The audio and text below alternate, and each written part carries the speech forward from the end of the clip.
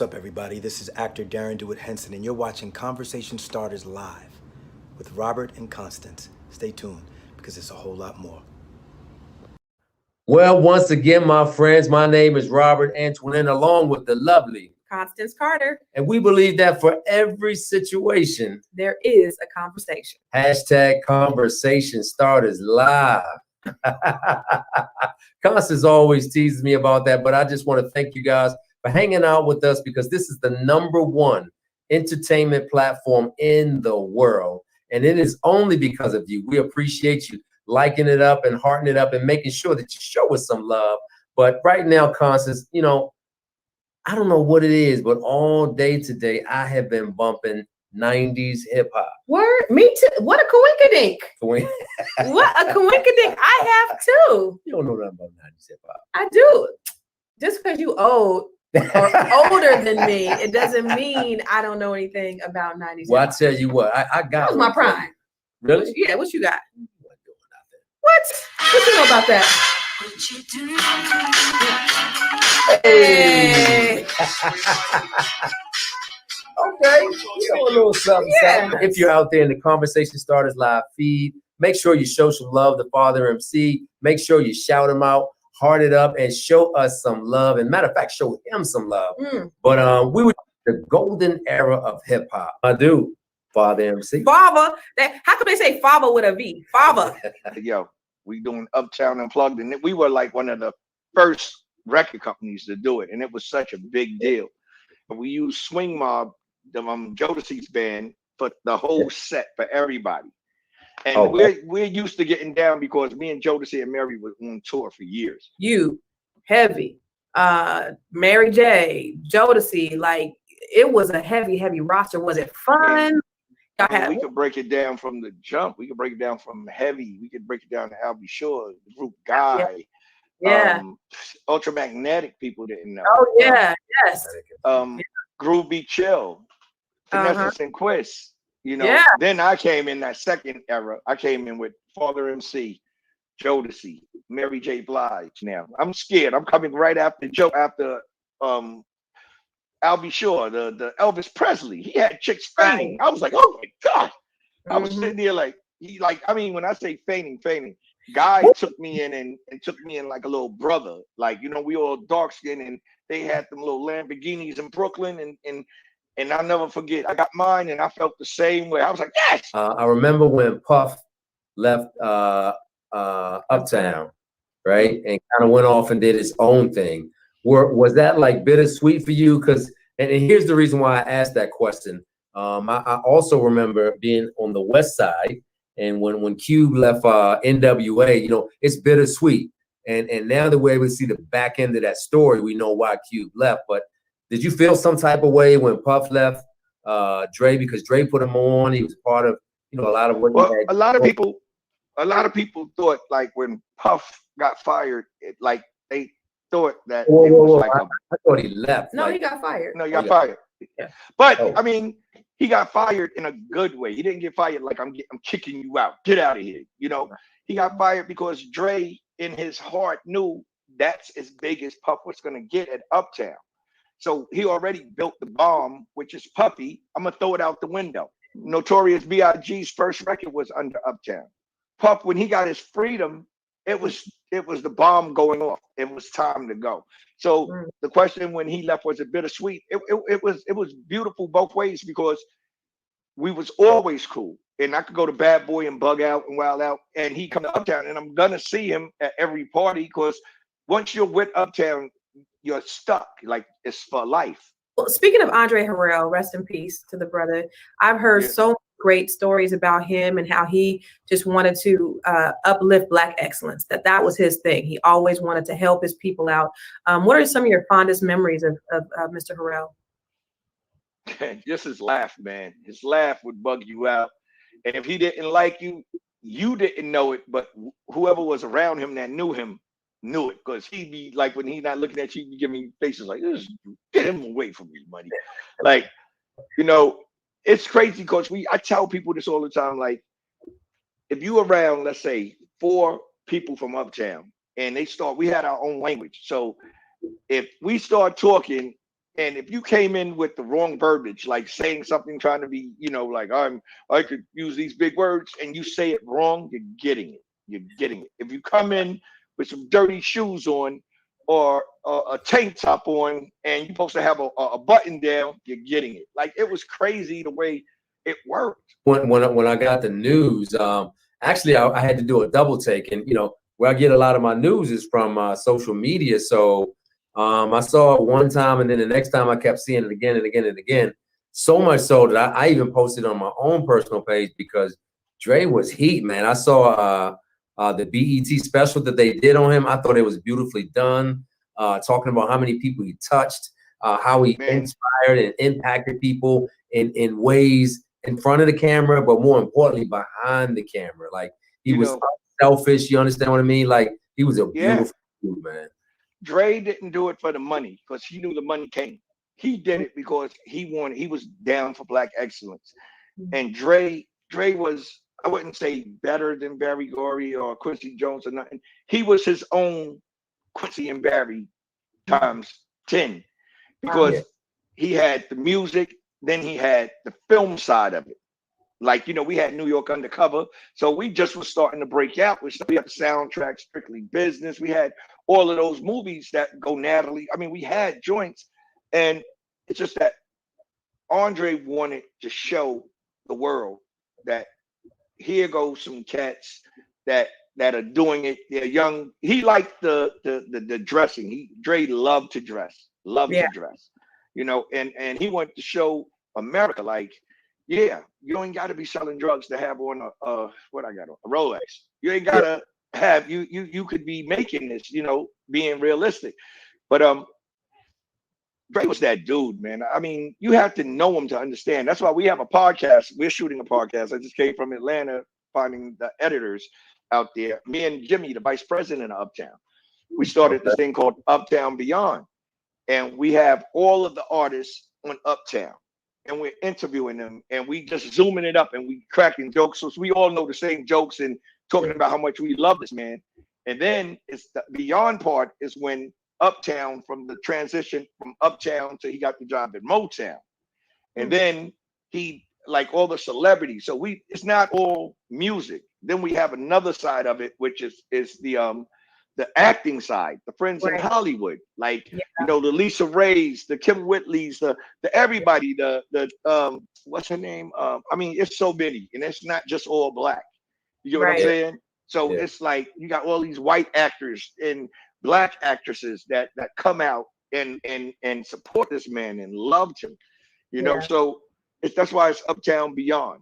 Demi Moore is saying something about Dre. Like, it's crazy. You got Naomi Campbell that's saying so. You got so many names of who he touched. It's crazy.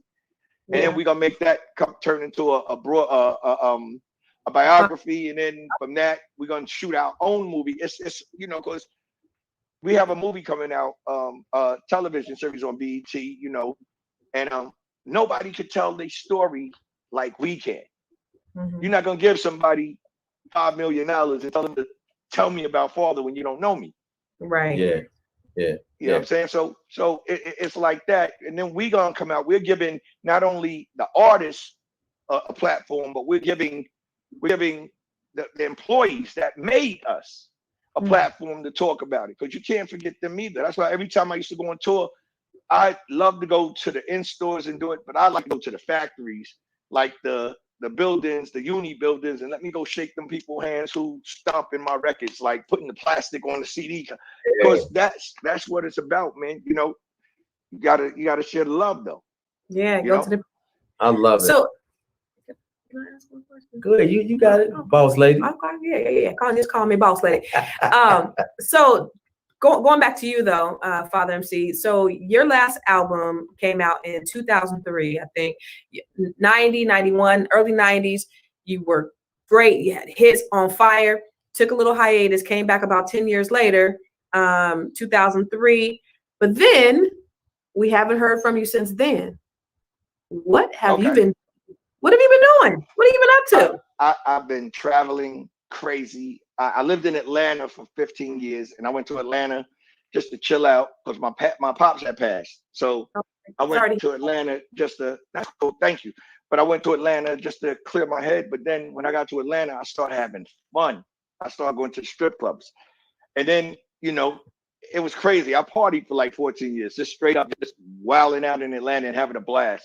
And then I moved to California, and out here I've been still having fun and traveling. Got a real estate firm, the Brown Investment Group. Where you at in Cali? I'm in Tarzana. Okay, right next to Calabasas. Yeah, Southern Cali. Kim Whitley is my neighbor. Like beautiful. Derek Fisher is in my backyard. Bobby Brown's 10 blocks. Chris Brown 7 blocks. It's everybody. We all a circle. Like it's crazy. But we're in Northern California right now. Oh yeah, where you guys are? Yeah. And actually, I own a real estate firm as well. Maybe we could do some business. I own the largest African American owned real estate firm in California. I'm building something in ATL as we speak. Yeah, let's talk. I had to get a perm loan. A perm? Oh yeah. Yeah, building up. That's dope. Okay. Okay. And making power moves. I was getting ready to say, but how are you sustaining yourself? Right, because I'm like, Do For Me must have just been paying you like $1 trillion. But do you know how many hit records I had? Yeah. You had a treat lot. them like you want to be treated. Treat them like they want. Lisa Baby. Yes. Treat them like you want to be treated. I'll do for you, Lisa Baby. That's on one album. Then you had the One Night Stand. Everything's gonna be all right. Affection. That's the second album. But here's the thing. Third album. You had a lot of hits though, Father. But a lot of people be having a lot of hits, but they can't make their money stretch like the way you made your money stretch. Yeah, you have to invest. I toured immensely. That's why the albums were so spread apart. Because every time I come out with an album, I would be on tour for 2 years. I would do a year in the States, and then as soon as the tour would end, I never had a break to come home. Soon as the tour would end, instead of bringing me back home, the bus would take us to the airport. And now we fly in over there to get that bread. Okay, that makes sense. And then we come back over here. No, that was William Morris and ICM. They was getting their paper. Yeah. Yeah. I know no regrets about that because you did all that stuff while you were younger, stacked that cash, that money, made your investments, and you're doing really well. And then what you do is the real estate game, I know people say it, and I know people say a lot like the real estate game, the money, and people say, that's what everybody say. If you really double down on your bread in the real estate and you catch some great property investments, you can win. Yeah. I haven't worked a job. The only job I ever worked was Kentucky Fried Chicken, and that was before Father MC. So you do the math. Kudos to you. No, kudos. And here's the thing about that is you need to teach the game to the young brothers that's coming up because they need to understand how to hustle and how to flip their money the right way. Well, the thing, the recipe is to these young cats when they buy the jewelry and everything. It's a thing you got to go through as an artist. You just got to go through it. I went through it. Got to get it out your system. You just got to know. Like the thing that's great now is that these kids can sell a single like Cardi B and what's her name? Yeah, the Stallion. Yeah. They 20 million records right now. They streaming. Right. At the end of the day, they could go to the record label and say, give me 60 million. And throw a $10 million house in there with my name on it. Right. They could do that to these record companies. These record companies, because back in the day, you sell 200 and something thousand units. That's $1 million for a record company. Yeah. Now you do that in streams. That's 15 million that a record company has never seen before because there's so much that you could do with streams. And you saw how you could get paid. So a lot of people don't realize. That's why at one point in the game, record labels was like, I'm not giving no advances. I don't care. Now it's about marketing companies. So you don't even need the label. You could go and say, yo, I'm putting this record out. This marketing team's going to blow me up because it's all about now endorsements. So they're going to give you endorsements. So these cats now is seeing so much bread that is sick. One single, forget the album, one single could get you out of here. Yeah. Rich. Yeah. You know what? You're so right about that marketing. I was just telling somebody you could have the best product in the world, but if you don't got the right marketing behind it, ain't nobody gonna see it. Yeah. So if you invest your money in marketing that joint, return on investment is crazy. It's crazy. It's crazy. But you know what? We were just talking to Warren G last week, and he was talking about streaming. He was saying that it was like the revenue was a lot less than making records, because you only get like how many pennies on each stream or something like that. Yeah, you only get pennies on the stream, but it depends on who you are. It depends on who you are and what that record is doing. See, we had record stores, so we had BDS and SoundScan. So you could scan your record and you're getting a certain amount. Yeah. Right. Now the game is so faster. The records are so shorter. So ASCAP and BMI, your records now used to have, in a rap record, used to have like 3 verses. Now it's 2. So now you're getting played more on radio because they're playing your joint more. So a lot of people don't size up all of the detailed moves in it, instead of just, I want to get rich. You're doing this to get rich off your singles right now, money. You're retarded. Listen, you gotta. I was gonna. You know what it sounds like? He's not just a businessman. He's a business man. Yeah. Oh yeah. It show me the business. Yeah, but you are straight up. You have so much knowledge on the business aspect, and obviously that's what also helps sustain you for so long. Yeah, absolutely. It's like I just came from Atlanta. I was supposed to be there until Sunday, and I had to end up staying until today. And I'm like, well, I can do that at home, but to show these faces, it's nothing like seeing a face with the person. So I'm gonna shake up the place and put it, because if I go to do something, I'm going to do something that's going to make me at least 1,000 more than what I'm putting out. Easy. And that's what you have to do. You have to learn. A lot of people get comfortable being comfortable. Yeah. A lot of artists, have to just get up and say, yo, you know what, they got me. You know what, that's it. I still got it in me. I'm going to do it. I'm going to go do it the right way to do it this time, consciously, and get it. Because you get a hit record. This record industry is crazy, money. You get a hit record, next thing you know, you partying all the way to the bank. Like my cats in Atlanta, let's go here. I'm getting dragged over here, and I'm like, hold up, money. I ain't come for all that. I came to work. I ain't come for, and the things that I used to do when I was in Atlanta, go to the strip clubs and all that. I went to a strip club, me and my vice president of Uptown, my business partner, and it was no fun for me. It was like, I want to get to the paperwork. I want to I want to ink something. It's a whole evolution, and it says a lot about who you are and what you become as a man. Again, that knowledge right there, them young cats need to soak up all the game that you got. You should be somewhere and have a bunch of people at your feet just listening to the game that you got to speak, because you have it all. You have that. I mean, you have what is going to be able to sustain a lot of these young rappers out there. They need you. I'll give it away. I'll give it away because I love to see us win. I love to see us win. And me and this young lady had a conversation last night in Atlanta, and she was like, well, about the election stuff. And she's like, yo, but he's not talking about what he's going to do when he get in the White House. I said, listen, I don't care if that dude pick his feet. I'd rather have him in there than to have what we have in there already. Yeah, you feel what I'm saying? We'll figure all the other stuff out. But we gotta get this man, get him. And the sad part is that it's hard as heck to get a president out when he wins. It's hard for a second term. It's like 8 years. I wish my man Obama came back. It's nothing. His wife would destroy everybody. Yeah, absolutely fire. Yeah, she would destroy everybody. Destroy the game. But listen, question for you, Father MC.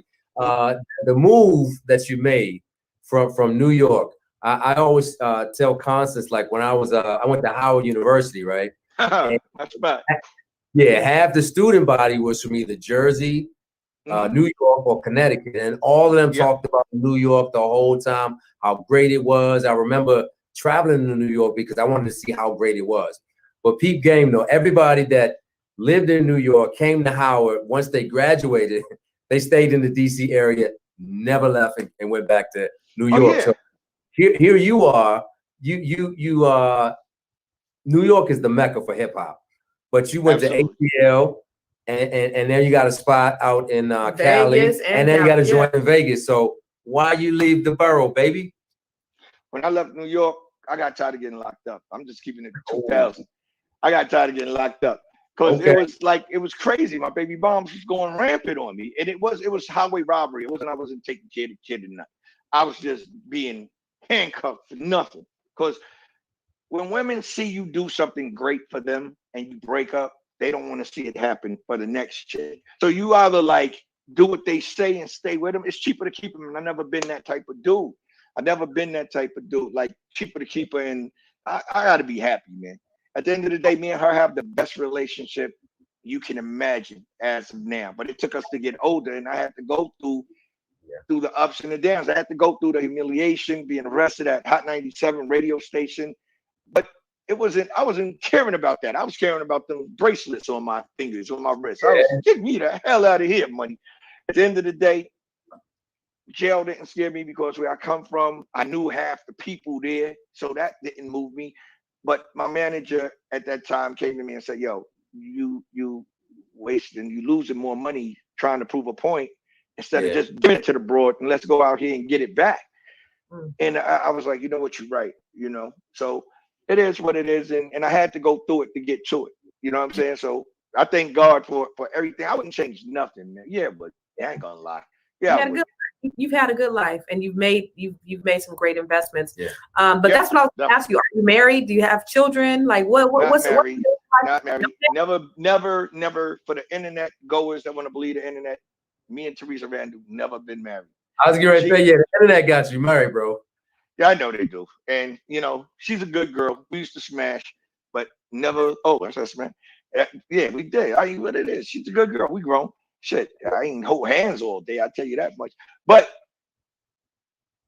we were good friends. And when we go on the red carpet, I think somebody said they were married and it's stuck, and you know the world runs with it. If I was married to her, she's a beautiful woman. I would say, yeah, I was. At the end of the day, I'm not a front. You know.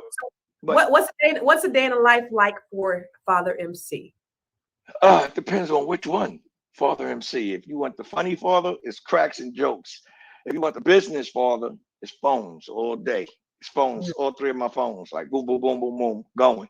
You know, if you want the Father MC with his Gucci shoes on and jeans, and he's in the field with his hat on his sights, that's different. That's a whole nother brother. So, you know, it's just different, man. You know, I live to have fun, man. You know, I say like this. Listen, I tell people there's 4 quarters in a dollar, right? Mm-hmm. Yeah. We in our third. Me, I'm in my third quarter. I'm on my third quarter. So the next one is everything should be straight. Right now, we are all in our third quarter. So it's right now you got to do something with it and make sure it sticks. Yeah. And my advice is to have fun, man. If you ain't never traveled, travel. When this thing is over, this thing, go see the world, man. I'm getting the hell out of here. It's beautiful. Yeah. It's beautiful. It's beautiful. The world is beautiful. I don't think there's really not that many places that this game haven't allowed me to go. And that's why I'm so thankful for the music game, because it allowed me not only to go for myself, but also to employ 15 brothers and sisters that I took around the world. Wow. I got 17 passports. I got 17 passports filled up. You know? I love it. And the thing of it is what you got to do is, that's why I say, like, to the youngsters, man, the jewelry and everything is cool for your run. It's cool for your run. But, you know, right now you buying like Mr. T stuff. That's cool too, if that's what you want to do, because if that's what you out here to do it. Live you. Yeah. Don't live for nobody else. Just put something away. I took care of my mama too. You know what I'm saying? I bought her the house. She wanted to retire. I bought her a house in Long Island. Then she told me she wanted to retire in Vegas. So I got her a house in Vegas, and she's been there ever since. And that's why I'm always in Vegas, but I never stay at the house because I like to stay at the hotels when I go. I like that butt naked with a cigar, robe on, Timberlands. Man. You know. Hugh Hefner. I see it. I see it, Hugh. I see it, baby Hugh. Yeah, that's the name of a reality. It's crazy. Okay, no so doubt. What music you working on right now? What you working on? I'm working on my joint. It's called Black Disney. You know what I'm saying? I'm working on that. You know, it's coming out. You got some bangers on there. Oh, you heard something? We heard a couple of yeah. Oh, okay. And I'm working on that. We're finishing that up. We're finishing up the podcast. Our last podcast is tomorrow. We'll have 12, 13 in the can. And now we're in negotiations. We're not like giving up the story and I'm talking to you and I'm talking to you. You got to pay me for the combo at the end of the day. I tell people like I'm not doing it and just throwing it out there. We got too many stories that they'll pay for, and that's what they are. And we creating a bidding war that's working. So, like people ask me, yo, can I, like Uptown, the people I'm in business with, we don't want outsiders. We want whoever we were down with, let's rock with us. And that's what Dre taught us. Like we family, and we're gonna be family from day in to day out. So, but I was known for always putting people on and in the game. So, I always try to help them out a little bit. It sounds like you're carrying on the legacy, the Uptown legacy, the Andre Harrell legacy. Really Absolutely. Strong. Yeah. Absolutely. Absolutely. Because he saved my life. I mean, he saved all of our lives. Like Dre didn't pick you if you weren't picked for Uptown. Like he had to see something in you for real. Yeah. He saw, Jodeci, he saw it. Verbally, I mean, their vocally was crazy.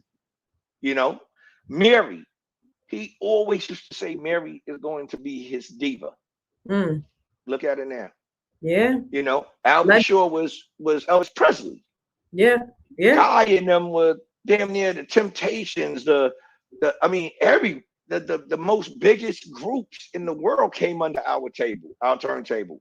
And I'm proud of that. I'm proud to be a part of that. Yeah. History. Yeah. It was certainly history in the making. And I know for sure that your legacy and your music will live on. But what I love most is that you're continuing the legacy by telling your story and cashing in on it. Yeah. Absolutely. Right? So it's not his story. It's his story. You dig what I'm saying? Right. And, right. And if you're able to control the coin on that, then high five from across the world or SoCal to NoCal, like, bow. Right. You know what's crazy? Y'all say, like, where you been? I've been doing me, and I never thought I left because I was out there. I was like, I just wasn't in the eye, I guess. I wasn't in the eye, but I thought I was in the eye. It's crazy. You still, but the great thing, I mean, that I'm so inspired just by talking to you is that you've been able to sustain yourself. You've been still, you've been investing. We always talk about having multiple revenue streams, which is so important. Yep. Like you are living the dream, and that's a beautiful thing to see. And it's not very common, unfortunately. It's not very common for brothers who came up in the 90s and, had some hit records and even as many hit records you had, for you to still be able to, in 2020, sustain that, be able to have investments and, be able to, spit that game the way you do. I love it. I am inspired by it. You got to believe in it. You got to believe in it. Every day is not hunky dory. Let's not get that twisted. Like, you know what I'm saying?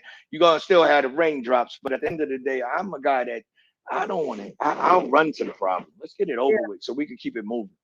Like, you know what I'm saying? Let's get it moving. Because I don't have the time for the negative BS, man. Because like I'll tell anybody, I don't want to beef with you, man. Yeah. I hear that. But you definitely don't want to beef with me. It's a catch-22. Trust me. They don't want that smoke. You don't want them problems. Yeah, we don't want the problems. I'll say that quick. We don't want the problems. But definitely don't want the problem. Listen, my dude, real quick, I can't let you off the Conversation Starters live couch. Just got to make sure that you understand you are listening live to Father MC. I know you know him, and right now I want to make sure that you show him some love. Heart him up, like it up. Make sure that you tell a friend, share this out. Let them know that Father MC is on in the building. Yes, indeed. Yeah. Before I let you off the Conversation Starters live couch, we have this segment called Really Want to Know. Really want to know. I don't even know if you're ready. I don't know if you want these problems we're about to bring to you, but we're going to give it to you live and direct. So I'm going to start you off. I'm going to hit you in the head real quick, right? Big bang question. A lot of people get scared when I ask it, but I'm going to ask you because you were in the culture. Mm-hmm. I need your top 5 MCs off the top. Don't play with it. Let me know who's top 5 rhyme spitters of all time. The GOAT. My top 5. Your top 5. Biggie. Now what's more? Biggie. Yeah. Biggie. Mm-hmm. Jay-Z. Mm-hmm. Rakim. Mm-hmm. Biggie, Jay-Z, Rakim. Oh man, the Scarface. Mm. Scarface was my dude, and another one. Oh, Coogee Rap. So wait, who said Coogee Rap? Pick up tips, zip up lips. Who said Coogee Yeah. Rap? When I was 5 years old, I realized it was a man. Yeah. You know, but then I appreciate them all. Like, you know, it's too many to go on because certain MCs touched me in different ways when I was coming up. So yeah. I'm a New York cat, man. I'm a New York dude. So, you know, I like Prodigy from Mobb Deep. You know what I'm saying? It's crazy. Like KRS-One. I can't, you know, LL for one. Like, I love these cats. You know? I like artists for different reasons though. Hey, Paul MC, don't be afraid. He's scared right now because you know LL and Run DMC. They gonna see these boys. No, it's your top 5, and it's subjective. It's completely for you. Like you said, I mean, it's a lot of different cats. Like I didn't hear you say DMX. I love his work. You know what I mean? But I love DMX. That's my dude. Yeah, exactly. Where you are, what hits you and what moves you, and I just need your top 5. So I got it on the book. No, that's the first time we heard Scarface. Yeah, that's the first time we heard Scarface. But you know, good choice. Scarface gets it in though. My lyrics. Oh, let me ask you. What am I going to ask him? You asked me that crazy. Did I ask him? I'm gonna ask you anyway. Go ahead. Tomorrow, you woke up as opposite sex. What will be the first thing you did? If I was the opposite sex? Tomorrow you wake up as opposite sex. What's the first thing you do? Pray. I pray. If I woke up the opposite sex, that's hell to me. I'd have did something wrong, buddy. Yeah. Ain't nothing wrong with it. Hey, keep those over there. But He's trying to be I ain't even doing it. You gonna pee standing up or sitting down? Yeah. Immediately. Not gonna be able to do it. He said he's praying. So all right, I got you. So you've been, I'm sure, watching the verses, right? Swizzy and Timberland. That thing is fire. It's hot, right?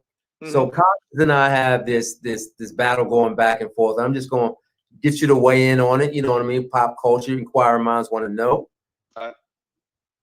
Erykah Badu or Jill Scott? Erykah. Really? Yeah. Speak game. Let me know what's happening. What's popping? What's on your mind? Why Erykah? Just because of the sexy factor. Oh, only thing of it is I'm scared of Erykah Badu, man. Shit, having you wearing stockings in 10 seconds. Right. I'm scared of Erykah Badu, man. But she got that thing on you, boy, and I want it, but I just scared to go for it. Mm-hmm. She's a beautiful woman, and Jill Scott is dope too. Let's not get it twisted. Jill Scott is some. I'm going home, and I'm going home. Erykah's like, nigga, I'm going home. I'm going to the club. I'm coming back for seconds and thirds and fourths and fifths. Yeah, I'm trying to just get drained. Wow. Immediately. All right. So staying on the vein of verses, you in a versus battle, who would you be? Who would you put yourself in a versus battle with? That's crazy. Who would I battle on versus? Wow, that's I don't know.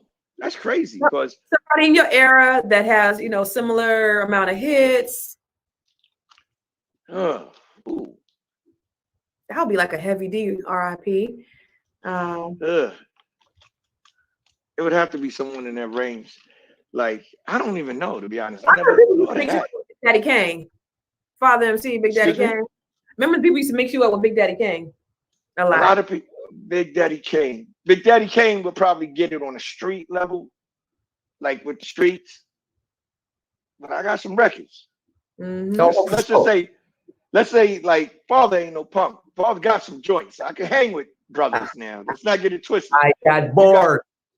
You got 9 million each record. It becomes a problem. It becomes a problem. So check this out. Immediately.